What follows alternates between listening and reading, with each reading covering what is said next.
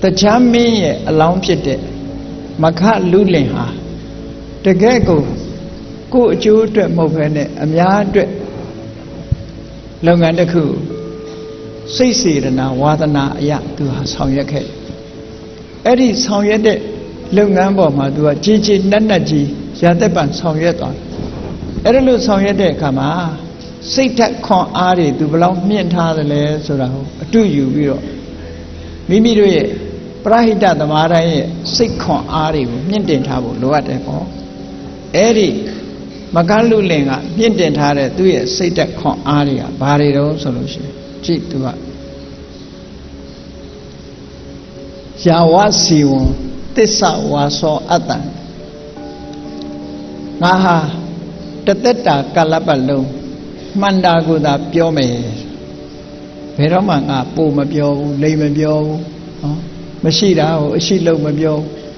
Tateta Mancanesagawoda, Piome Lutsura, Tatantale, Sauti Tale Sauti Tarago, the Wata look hore. Laina me look, go up, can you Sauti Tara? Tatelo Mancanesagawoda, Piome look. Sauti Tare. Dale Yichida Manganezagawa, Piome, Sauti Jet. Or now the Kuado, Yawasiwon, Tana was so at Yadepan, Peroma, Yan Piavia, Chanyantana Mabiovu, Shin Gigi, think they move with Piome. Go neko Pawanche, Sagapiosia, Shibi solution. Naha, Peroma. Mama didn't mabio Alo Boma Mita Diane Tabiro Yinji the Wizwa Yin Gigi Jinare Sagamio never Piome or that's how to tell it. I don't know how to charge it. Go never the local Kaibeti to Harakuma to a Piatanam Dedo. I will say, through that was Asura. To say go let chance dancy, go say go let chandancy. Jare Luma Namachana Pit. Era Muri Mapia, Tana Wasa. They waited Saga, Shinjade Saga, Shinjade Sagamu, the Piome, Mayinjade Sagamu, Amabio, to the Solo. Now the Kuada, I don't say. Yawasio, Apitina Waso Ata. Lokama, Ludeha. The une the the Ninian Navy solution. Shall win beat up. Contact at the water she. Gossip of them. Backbite low like. Backbite low so that the Ludia, Lunayao, don't do Timian Lueto see 9 years ago. Jotat. The Shua Wadana ya pure Wadana bare Jala eme. Pure ya, Tua, Wadana Palu, Leviro don't pure that Damua. Ero di Chinzu, Leve, Peshame, Peroma, Apituna Waso Atam, Peroma, Konda Zagao, Mabiobu, Napeda, a dream Wimbiro, Mathematic shit, Zagamu, Naperoma, Mabio, Yadepan, Sanjeme, Sure, Sauti Mugo Leve. To her liner, Chindongera, Psitte. Sagane Padela Lucy. Pabilo Dariga, Yepa the Lelose. Ludi yet the Une de Sutta Musura, Sagane Satwelali. Sagasura, communication me. Adamajaya Bogori, Drajan, Paron, sign language, so I love Tamola. Sign language, Satwela. Atane Sate Viro, Sakalone Sate Viro, Lulogama, Pioja, Sojara, Pedoja, Sagaha, Amadama, Yechilu, T. Chetu, Shadepan, Aten Puetai, Aten Puetaiha, Mimiru, Lina Chendoyame Cheti, Edilu Malina Wu solution, Pue Sita Drema, Turu Tururi Pila Viro, Puepieto at Depo, Rubiola, no? Where don't I know? Tajamolo, Ninu season Nibuya, D. Chetty, Alungo, Shangshayam, Sauti Tayam, Tajamu, စကားပြောတဲ့နေရာမှာဆိုရင်မြတ်စွာဘုရားကဒီသင်ပေးထားတာဆုံးမဩဝါဒပေးထားတာရှိတယ်ပေါ့စကားပြောပြီဆိုလို့ရှိရင်လူတိုင်းဟာစကားဆိုတာပြောချင်တာပြောလို့မရဘူးကိုပြောမဲ့စကားပေါ်မှာအခြေအနေကိုတစ်ခုကြည့်ရအဲ့ဒါကြောင့်မြတ်စွာဘုရားကသင်ပေးတဲ့အချက်၅ချက်ရှိတယ်ကိုဒီအဋိဋ္ဌံပြုထားပါဒိဋ္ဌံနဲ့ဆိုတာစောင့်တည်ထားဒါလိုက်နာမယ်လို့စောင့်တည်ထားကိုယ့်ရဲ့ self discipline ပေါ့နော်ကိုစီကံချက်တစ်ခုလုပ်စီကံချက်လုပ်တာဘာစကားပြောစရာရှိရင်မှန်တာကိုပဲပြောမယ်မမှန်တာကိုမပြောဘူးဟောစောင့်တည်ထားမှန်တာကိုပဲပြောမယ်မမှန်တာကိုငါမပြောဘူးဟုတ်ပြီဒါဖြင့်မှန်တိုင်းပြောရမလားလို့ဆိုနောက်ကလိုက်နာရမယ့်အချက်တွေရှိတယ်မှန်တိုင်းပြောလို့လည်းမဖြစ်ဘူးနောက်ကဘာလို့ကိုပြောတဲ့စကားဟာအကျိုးရှိတဲ့စကားလားအကျိုးမရှိတဲ့စကားလားကြည့်ရအကျိုးရှိတာကိုမှပြောမယ်အကျိုးမရှိတာကိုမပြောဘူးမှန်လဲမှန်ရမယ်အကျိုးလည်းရှိရမြတ်စွာဘုရားပြောတဲ့စကားနှစ်ခွန်းဆိုတာမှန်လဲမှန်တယ်အကျိုးလည်းရှိတယ်ဒီစကားကိုမြတ်စွာဘုရားဟောတာ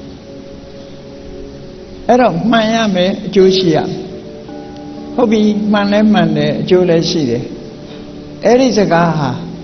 ပြောချိန်ကြာမှသာပြောရမယ်အချိန်မဟုတ်နေရာမဟုတ်ရှောက်မပြောရဘူးဟောကာလေနဝက္ခမေနောအကာလေနအချိန်မကြာဘဲနဲ့ပြောလို့ရှိရင်စကားတစ်ခုကပေါ့ပြက်သွားနိုင်တယ်ဒါကြောင့်မို့မှန်လဲမှန်ရမယ်အကျိုးလည်းရှိရမယ်ပြောဖို့လည်းအချိန်တန်ပြီဆိုလို့ရှိရင်ပြောရမယ်ဒီလိုဆိုတာပေါ့ဒါပြင်ဟုတ်ပြီပြောဖို့အချိန်တန်လို့ပြောပြီဆိုရင်ဘယ်ပုံသဏ္ဍာန်နဲ့ပြောမှလဲစကားပြောတာဟာကြံ့ကြံ့ထန်ထန်ပြောမှလားတိမ်တိမ်နုနုညံ့ညံ့ရင်ရင်ကြီးကြီးပြောမှလားလို့ဆိုတန်နေနဝက္ခမိနောဖရုဒေနာရင်ရင်ကြီးကြီးပြောမယ်ရရင်ဆိုင်ဆိုင်မပြောဘူးဟောပြောပြီဆိုလို့ရှိရင်လည်းရင်ရင်ကြီးကြီးပြောဟောနောက်တစ်ခုကရင်ရင်ကြီးကြီးတော့နှုတ်ထွက်ကတော့ကောင်းပါရဲ့အတွင်းစိတ်ဓာတ်ကရောလို့ဆိုမြတ်စွာဘုရားပြည့်စုံဟောအတွင်းစိတ်ဓာတ်ကမေတ္တာစိတ်နဲ့ပဲပြောမယ်ဒေါသစိတ်နဲ့မပြောဘူးတချို့ကပြောတော့ပြောတယ်မေတ္တာစိတ်နဲ့ပြောတာမဟုတ်ဘူးအတွင်းထဲကဒေါသစိတ်ရှိပြီးတော့ဟန်ဆောင်ပြောတာမျိုးတွေရှိတတ်သေးတယ်ပေါ့ဒါကြောင့်မို့လို့အတွင်းရောအပြင်ရောလုံးဝရှင်းအောင်မြတ်စွာဘုရားဒီဆုံးမဩဝါဒကိုပေးတာအလွန်ပဲမှတ်သားစရာကောင်းတယ်ပေါ့မြတ်စွာဘုရားဟောကြားတဲ့ကကစုပမသုတ်တံဆိုတာရှိတယ်တိခံမှုနဲ့ပတ်သက်လာလို့ရှိရင်ဘလောက်ထီအောင်တိခံရတယ်ဆိုတာကိုမြတ်စွာဘုရားကဟောထားတာဟာကြောက်ခမန်းလိတိပဲလိုက်နာဖို့မှာစက်သိမ်းထားစရာပေါ့နော်ကြားဖို့ကြလိမ့်မယ် Jesus Christ ဆိုခရစ်တော်ကအေးလူတယောက်ကမင်းကိုပါးတစ်ဖက်ရိုက်လို့ရှိရင်နောက်ပါးတစ်ဖက်ထိုးပေးဆိုတဲ့စကားကြားဖို့ကြလိမ့်မယ်နောက်ပါးတစ်ဖက်ကိုထိုးပေးလိုက်ရိုက်ပါစေပေါ့မြတ်စွာဘုရားကအဲ့ဒီတည်းပြင်းထန်တဲ့စကားပြောတာရှိတယ်ကကစုပမဆိုတာကကဆဆိုတာလွှတ်ဥပမာဆိုတာနှိုင်းရှင်စရာလွှတ်နဲ့နှိုင်းရှင်ပြီးဟုတ်ပြီမင်းရဲ့အကျိုးစီးပွားမဲ့ကိုလိုလားပြီးမင်းကိုမုန်းတီးလို့လူသားသမားတွေဟာဟိုဘက်ဒီဘက်ချုပ်ကင်ပြီးတော့လွှတ်ကြီးနဲ့မင်းခန္ဓာကိုယ်ကိုတိုက်ဖြတ်နေပြီဆိုတဲ့အချိန်မှာတဲ့သူတို့ကိုစိတ်ဆိုးတယ်ဆိုရင်ငါအဆုံးမလိုက်နိုင်ရရောက်တယ်ပေါ့ဒီလိုတောင်ဟောထားတာနော်အကယ်၍သူတို့ပေါ်မှာပြင်းမာတဲ့စိတ်ထားမိလို့ရှိရင်ငါရဲ့အဆုံးအမကိုမလိုက်နိုင်ရရောက်တယ်လို့ကကစုပမသုတ်တံမှာအဲ့ဒီတိုင်းတာအထိမြတ်စွာဘုရားဟောထားတယ်အဲ့တော့ဘာတစ်ဖက်ထိုးပေးတာဘလောက်မှမခဲရဲမှုလို့ပြောအောင်နော်အခုလွှတ်နဲ့တိုက်ဖြတ်တာတောင်မှပဲတိုက်ဖြတ်နေတဲ့ပုဂ္ဂိုလ်ပေါ်မှာစိတ်နဲ့မလိုမုန်းထားပြစ်မှားမှုမရှိဘူးခန္တီဝါရီဇတ်မှာတိခံမှုအတိုင်းအတာတစ်ခုရဒီခန္တီကိုတေတပံသက်ဆုံးကျင့်သုံးသွားတဲ့ဘုရားလောင်းတော်ယသိကြီးဟာဘယ်ချိန်မှသူ့ကိုစိတ်ဆိုးအောင်လုပ်လို့မရဘူးအဲ့ဒါမျိုးလိုပဲခန္တီဆိုတာဒီဆိုလိုတာကတိခံတယ်ဆိုတာကိုယ်စိတ်ကိုထိန်းထားနိုင်တဲ့စွမ်းရည်တတ္တိတစ်မျိုးကိုပြောတာ ability to maintain နော် normal position ဆိုလို့အဲ့ဒါ patient တို့ဘာတို့ပြန်တာအပေါ်ယံကနေပြန်ရတာတကယ်ခန္တီဆိုဒီမှာစိတ်ဓာတ်ရဲ့တုံ့နှုံးမှုမရှိတဲ့သဘောတရားကြောင့်ခန္တီအစစ်လို့ခေါ်တယ်ငုံခံပြီးတော့စိတ်ထဲကတော့မကြေပနအန်ကျိတ်နေရင်ခန္တီမဟုတ်ဘူးဒါအပေါ်ယံကသာငုံခံနေတာခန္တီပြက်နေတာသူမှာနော်အဲ့ဒီလိုမဟုတ်ဘဲနဲ့သိခံမှုဆိုဒီမှာစိတ်စွမ်းအားတစ်ခုလို့မှတ်သားစိတ်စွမ်းအားတစ်ခုအဲ့ဒါမှခန္တီအစစ်လို့ခေါ်တယ်အဲ့ဒီခန္တီတရားလက်ကင်ထားဘုရားလောင်းတော်တွေဟာပါရမီဖြည့်ပြီးတော့ဒါကိုလေ့ကျင့်ပြီးတော့ယူခဲ့ကြရတာပဲအေးဒါကြောင့်မို့လို့အများနဲ့ဆက်ဆံတဲ့အခါမှာဒီလိုစိတ်ဓာတ်ခွန်အားတွေကိုအရင်တိဆောက်ထားကြရတယ်ပေါ့ဟောနောက်တစ်ခုကတော့ဘာလို့ဆိုရင်ယာဝစီဝံအကောဒနောအတ္တတစ်သက်လုံးငါစိတ်မဆိုးအောင်ထိမ့်သိမ့်မယ်ကိုကြိုက်တာလှုပ်သည်ဖြစ်စေမကြိုက်တာလှုပ်သည်ဖြစ်စေကောင်းတာဖြစ်သည်ဖြစ်စေမကောင်းတာဖြစ်သည်ဖြစ်စေကောင်းမကောင်းအပေါ်မှာကိုမကြိုက်တဲ့အပေါ်မှာဒေါသနဲ့တုံ့ပြန်မှုကိုယ်စိတ်ထဲမှာဒေါသဖြစ်မှုဆိုတာလုံးဝမဖြစ်စေရဘူးလို့ဒီလိုထိမ့်သိမ့်ခဲ့တယ်ဒါပုထုဇဉ်တယောက်ပဲလေယဟနာထိမ့်သိမ့်တာမဟုတ်ဘူးမကားလူလင်အခုလိုစိတ်ကိုတိဆောက်ထားတယ်ဆိုလို့ရှိရင်ဖြစ်နိုင်ပါမလားလို့တာမန်အားဖြင့်တွေးကျင်တွေးကြလိမ့်မယ်လေ့ကျင့်လို့ရှိရင်အလုံးဖြစ်နိုင်တယ်လို့ဒီလိုပြောနော်ဘယ်အရာပဲဖြစ်ဖြစ်လေ့ကျင့်ရင်ဖြစ်နိုင်အားကစားသမားတွေကိုကြည့်တာမန်ပုဂ္ဂိုလ်တယောက်ကလှုပ်လို့ရဘာမှမရနော်လေ့ကျင့်ထားတဲ့အားကစားသမားဟာထူးထူးခြားခြားတွေကိုစွမ်းရည်တွေကိုပြနိုင်တာဘာဖြစ်လို့ပြနိုင်တာလဲလေ့ကျင့်လို့ physical exercise လုပ်လို့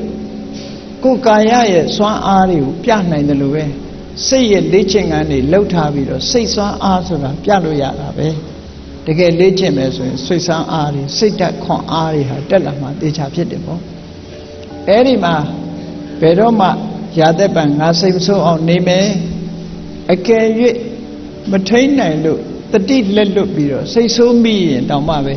ချက်ချင်းပဲဒီဒေါသကိုနှိပ်ကွက်မယ်လို့ဆိုရဲဆောက်တည်ချက်တစ်ခုလှုပ်ထားတယ်ဒါကပရဟိတလုပ်ငန်းလုပ်တဲ့အချိန်မှာ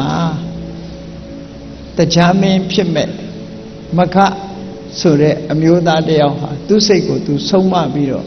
လိုက်နာကျင့်သုံးသွားတဲ့အရာပဲဖြစ်တယ်ပေါ့အေးဒါကြောင့်မို့လို့ပရဟိတသမားစိတ်ခွန်အားဆိုတာဒီအချက်တွေဟာအမှန်တမ်းအရေးကြီးတဲ့အချက်တွေပဲလောကမှာကိုလှုပ်တဲ့ပတ်ဝန်းကျင်ကိုယ့်ရဲ့ပတ်ဝန်းကျင်ဆိုတာကိုယ့်ပေါ်မှာကောင်းတာနဲ့လည်းတုံ့ပြန်လာမယ်မကောင်းတာနဲ့လည်းတုံ့ပြန်လာမယ်ဘယ်လိုပဲတုံ့ပြန်မိမိဟာကြံ့ကြံ့ခိုင်စိတ်ထက်ရိမ့်ရိုင်မှုမရှိဘူးဆိုတာဟာအရေးကြီးဆုံးပဲလို့ဆိုတာဒါကြောင့်မို့စိတ်ဓာတ်ကြံ့ခိုင်မှုဆိုတာတွေနဲ့ပတ်သက်လာလို့ရှိရင်တော့ကိုလှုပ်တဲ့လုပ်ငန်းတစ်ခုအောင်မြင်မှုဆိုလို့ရှိရင်တော့အဓိပတိပစ္စယောမှာပါတယ်အဓိပတိ၄ပါးသို့မဟုတ်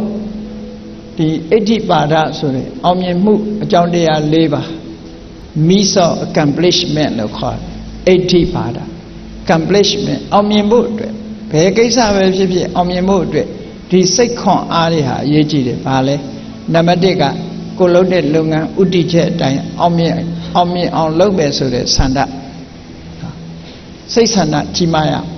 အဲ့ဒီစိတ်ဆန္ဒကြီးမားပြီးဆန္ဒအားလျော်စွာကြိုးစားအထောက်မှုဝိရိယကြိုးစားအထောက်တဲ့အခါမှာအခက်ခဲတွေ